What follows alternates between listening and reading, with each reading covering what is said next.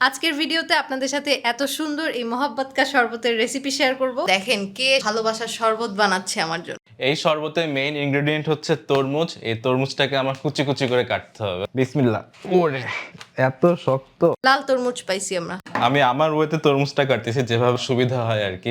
একদম ছোট ছোট করে কাটা হচ্ছে। এই শরবতটা বানাতে আমাদের আরো লাগবে রুয়াফজা, চিনি আর দুধ। ঠান্ডা ঠান্ডা দুধ।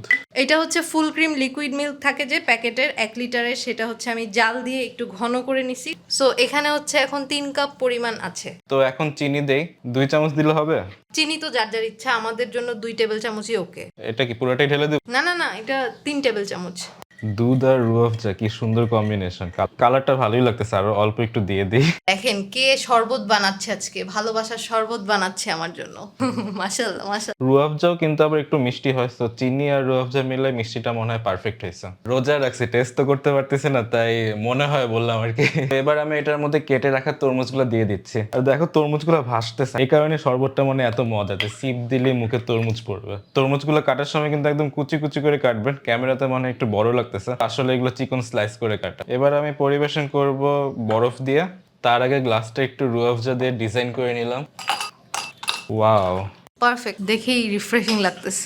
ধরো দিছিলা তরমুজ, হয়ে গেল মহব্বত। নাইস।